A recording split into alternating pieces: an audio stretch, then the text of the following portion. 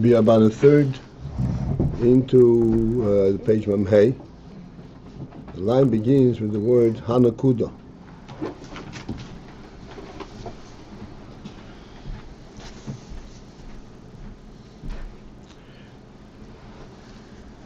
Pointed out that the Rishimu,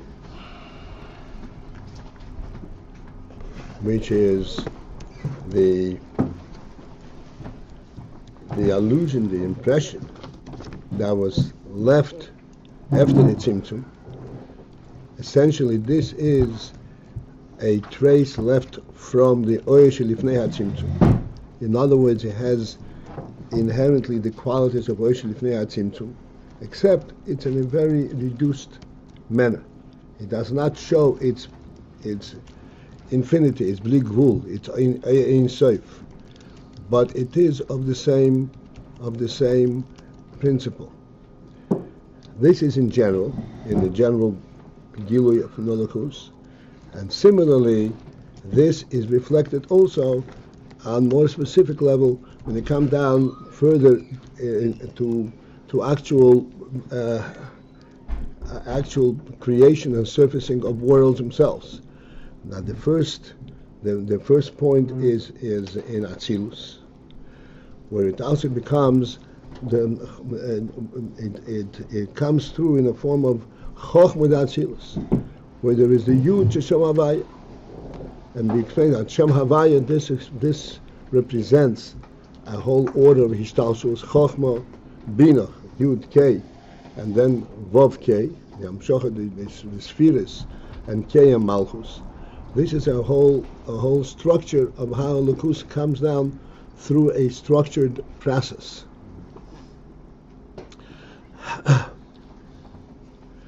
And that too, the Chochmah, the Atzilus,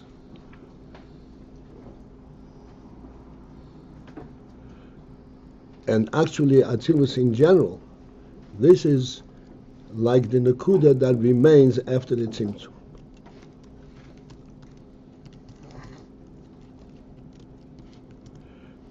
And the principle of this nekudah is, as it says over here, shenisharo achar hatzimtzum liyos bivchinas mokoir lo oilamus, to function and to represent the element of mokoir lo oilamus, of a source for worlds.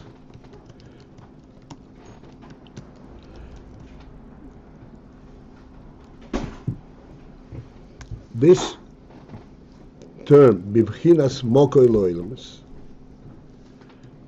has a precise meaning.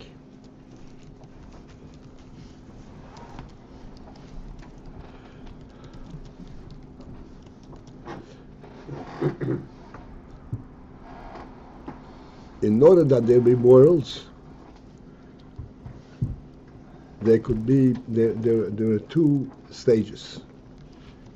There is that which facilitates and that which affects. Facilitates, this is that which this is the gilui of oyer in general, that facilitates that there should be a world. Affects, mokoir, the pshat b'bchinas mokoir means that this is actual source. In other words, this affects it. This has the elements of world that eventually will surface. This means mokoir. And Atzilus is b'bchinas mokoir lo ilamus, has the element of being a mokoir, a source for world.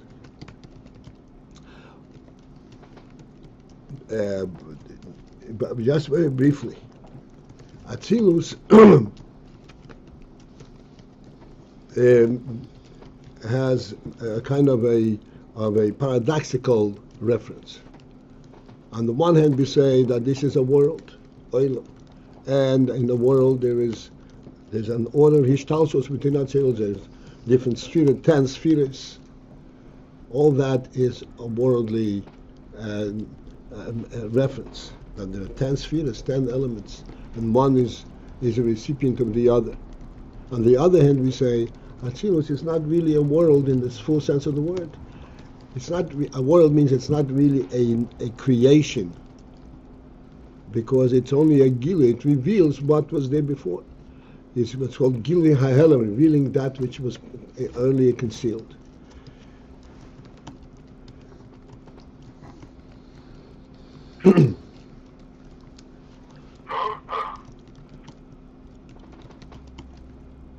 What is in fact the effect of Atzilus and Gili HaHelam?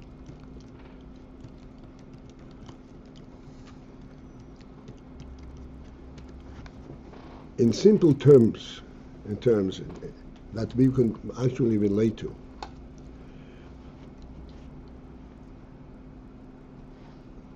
take the analogy of a Rav and a Talmud.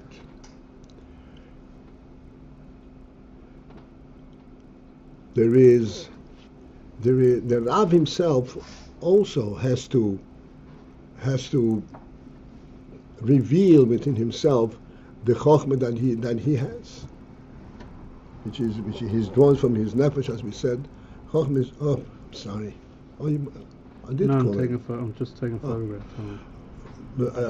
He also has to go through a whole process to reveal his own chokhmah. But the chokhmah, as he's revealing for himself, internally to himself, that not only can it not be imparted to a Talmud, but from that perspective, he can't even relate to Talmud altogether, because it does not have what one would call an external presence. Its presence is totally and completely contained within the essence of the Rav, within the neshama of the Rav, what's called the keser. On the oineg and the rotzen, it does not have elements to be repeated, to be given over to a Talmud. Then, if for some reason the Rav decides to share it with a Talmud, to impart it to a Talmud, he has to first formulate his own realization in a manner that it becomes transmittable. And in that transmittable level, area, there are two stages. There's the way he perceives it to himself, and the way it is later formulated for actual transmission. What are these two? We spoke about many times in the past. Just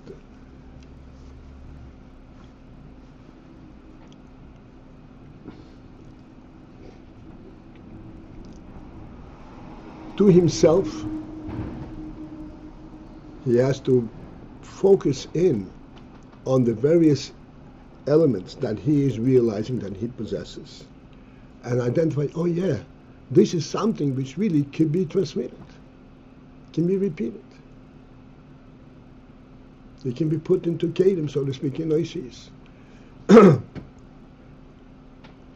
But this is still like teaching himself at the level of a Talmud, making a whole mitzias of the seichel that he perceives. And then afterwards, it comes into what's called malchus, where he actually formulates how is he going to give it over to Talmud. The Talmud actually, he relates already to the Talmud. An illustration of this that we can all relate to, this what's called the moshel.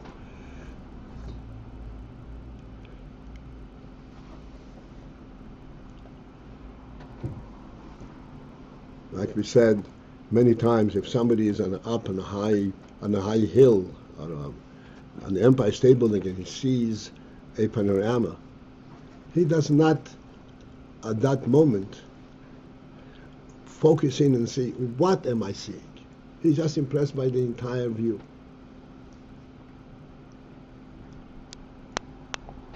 If he should then focus in what is this view actually entail, because this entire expanse is not just an expanse of nothingness. It's an expanse that incorporates a whole reality. When he focuses in that, that becomes what we call a mokor lo'ilamis, a source for transmission. He can go down there and say, here is what I saw. He can come down and say, I saw an expanse. That's not seeing, and that's not giving anything. It's not giving anything at all. In transmission, in order to transmit, it has to be able to be put in oisius, machshava and dibur. In order to put it in dibur, you have to specifically identify elements that you want to express. Sight does not lend itself, as such, to be translated in words. As a matter of fact, the real truth is that if someone sees a phenomenal observation, he'll never be able to express fully the impression that this sight has put up on given him, because this is above expression, above words. In sight, he sees, who knows, hundreds of miles in one instant. He can't put that into words. He can't express that impression.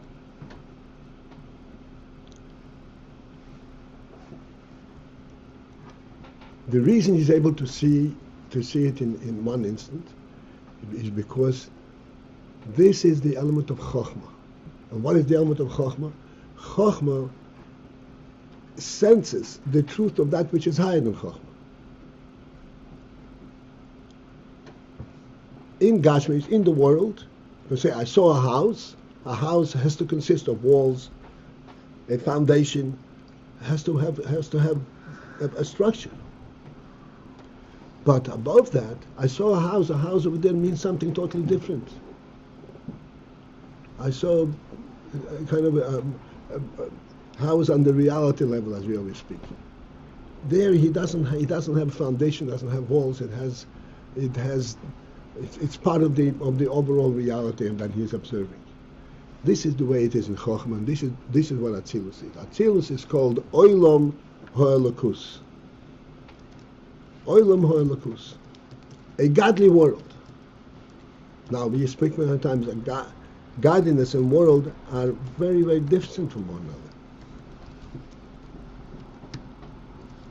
another. Atzilus is a godly world, which means it's a world, but the reason I can reclaim, and I reckon that the reason the world exists is because godliness permeates through it.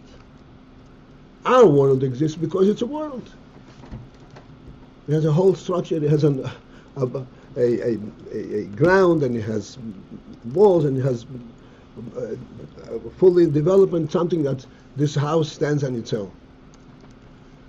A godly world means it is a world, but the world exists because of the godliness that permeates through it. This is Atzilus. So what is the significance of that?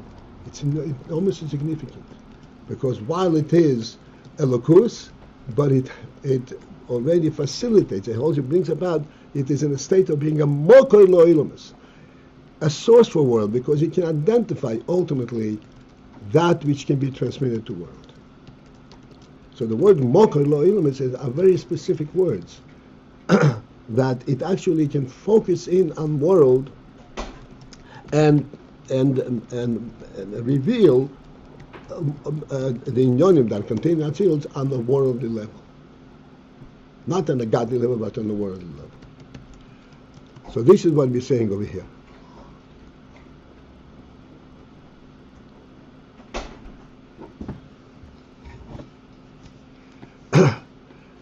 that the Chochmah da Atzilus is like the Yud Hashem Havai Shazer Gankim Lechinas hanekudah shenisharo achar tzimtzum.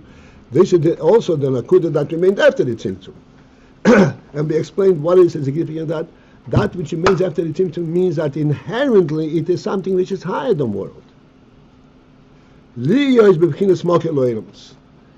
What is the effect of the tzimtzum upon that? It is elokus, but it has it facilitates. It becomes a moket lo ilams. It can really identify worlds. Shaharei. Thank you, Shaharei says that Iker ha'elames hein elames biyah. The principal aspect of worlds is all elames biyah is worlds of bria yitzira asiyah. That is really what can be properly identified as world.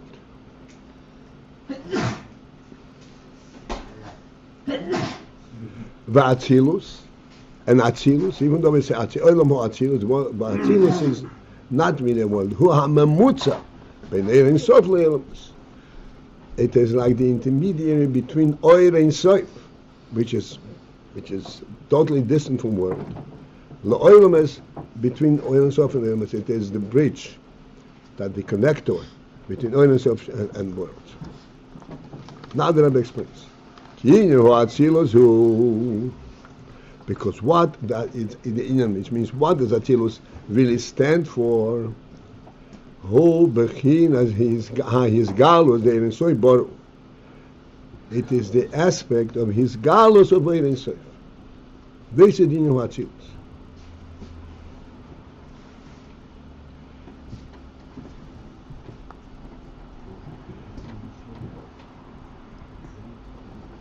What is the emphasis? His galus the Ein Sof.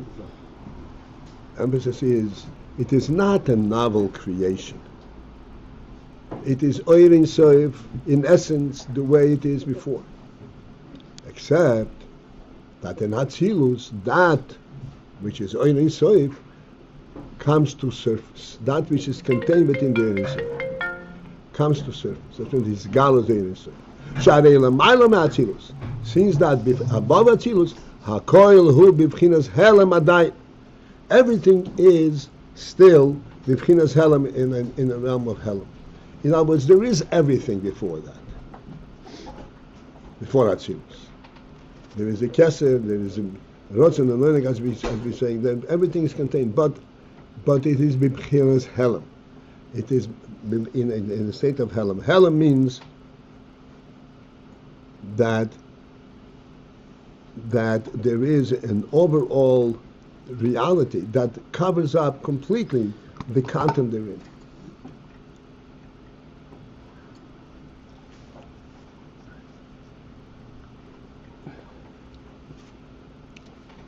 And everything is part of the Ein Sof, and therefore it's all b'bchinas helem and adayim. V'Atzilus. And the Atzilus who b'chinas his galus the Ein Sof boru. This representing his galus of Ein Sof. This galus means that the Ein Sof comes to full expression. Here is what Ein Sof represents. Liya is b'chinas, and what is the effect of that? That it becomes Liya is b'chinas mokoir lo'olam is biyah. The his galus of Ein Sof is to effect that there should be a mokoir lo'olam is biyah.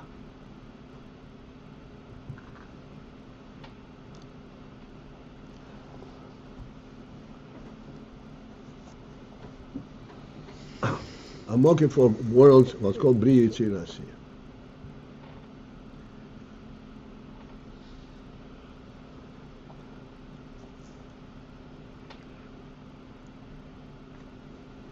So bria yitzira asiyah, this is truly world. Even bria, like we say, even machshava, thought, is already a fully worldly presence. Even though in thought you can conceptualize, you can perceive in a moment a full representation, and you can perceive in a moment that which would require hours perhaps to express in speech. And yet the perception, even though it is in a moment, but that moment has dimension. That moment also, it's very quick, because you see it from a truth perspective, but nevertheless it still has dimensions.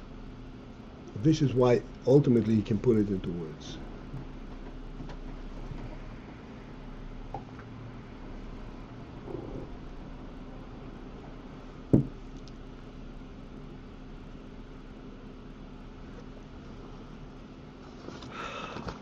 And that's why this is what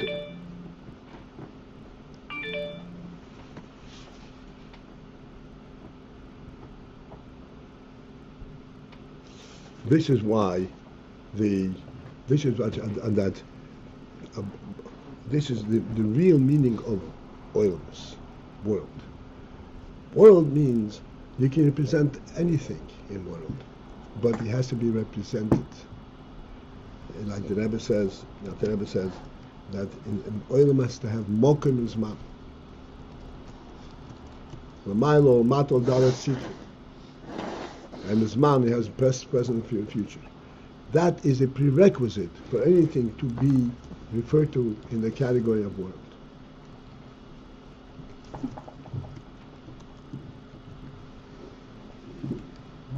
This is why it is such a phenomenal miracle that we have sight. When we said light was a secondary, was an add-on to the world. We have sight and we have chokhmah, which is almost super worldly. Because how can you perceive in an instant an entire panorama?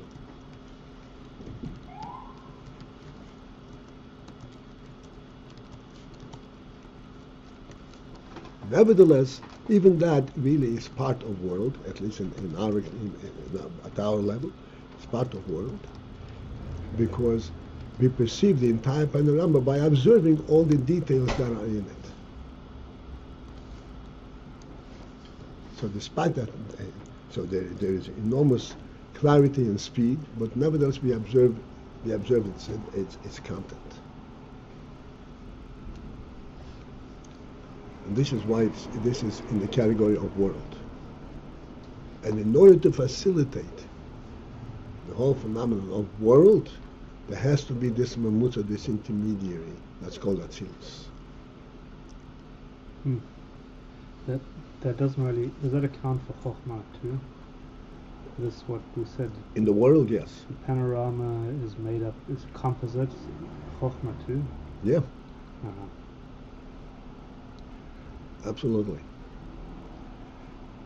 It is true that Chokhmah gives you a sense of the truth that's of this world, but yes, indeed.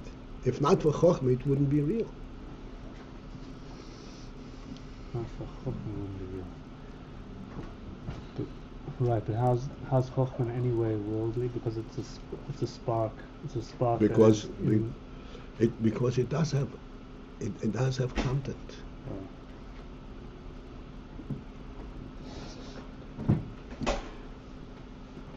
Let me kind of demonstrate the principle.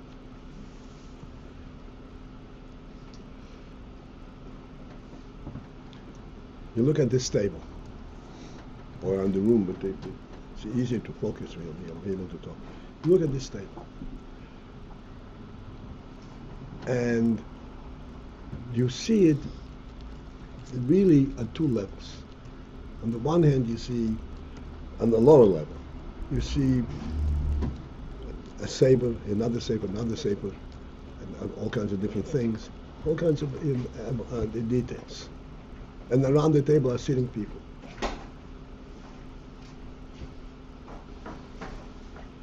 Now follow this. It may be a little disconcerting, but follow this. You're seeing all of these photos. You're not seeing these photos independently of each other. You're seeing all this photos because you're seeing the entire table. The reason you're seeing the entire table is because there is a certain sense of reality in this table. And everything that's on it confirms to its reality.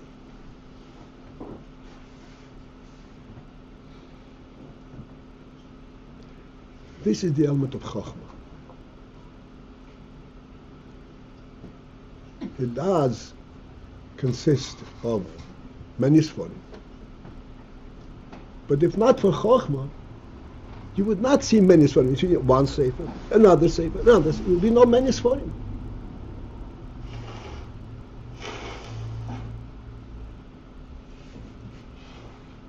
A Sefer. Well, this is also, okay, it's a Sefer. What's in life? Nothing. What's connection? Nothing.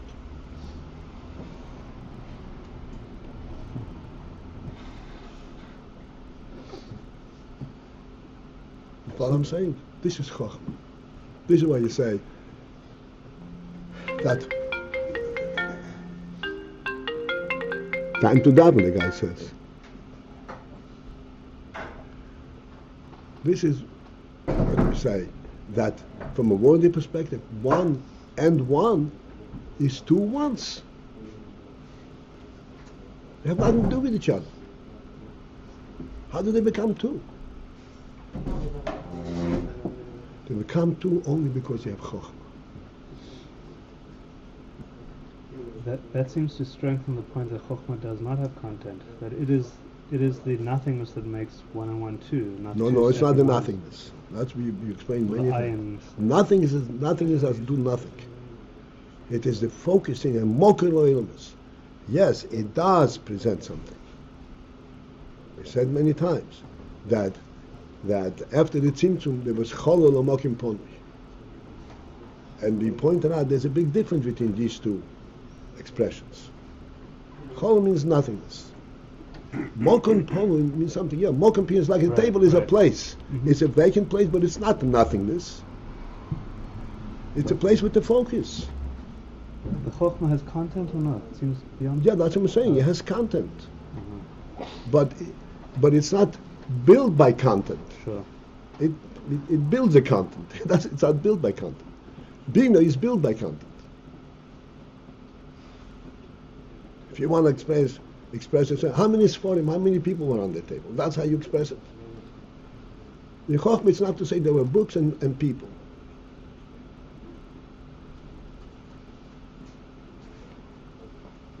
Chokhmah is the reality of the table. Right. The Chokhmah is that is the hanekudah that remains after the tzimtzum. And the hanekudah of a higher oyer. Of the Ayin safe. Okay. And that reality allows for things like books to be on the table. This is what Mokum, this is what provides for it. Mokum Ponu. What means Mokum Ponu? A place for placing Sforim.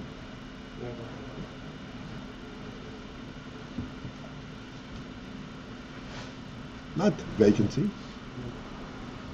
You would not put Sforim on the pavement in the street. Why? There is place. There's not a place for it. Chokhmah is a place for it.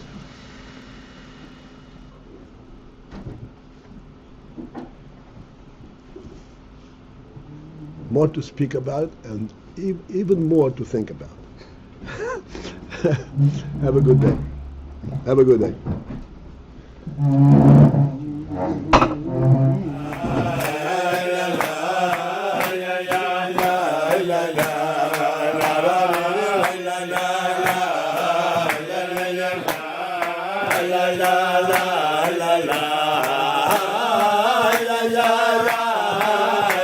la la la la la la la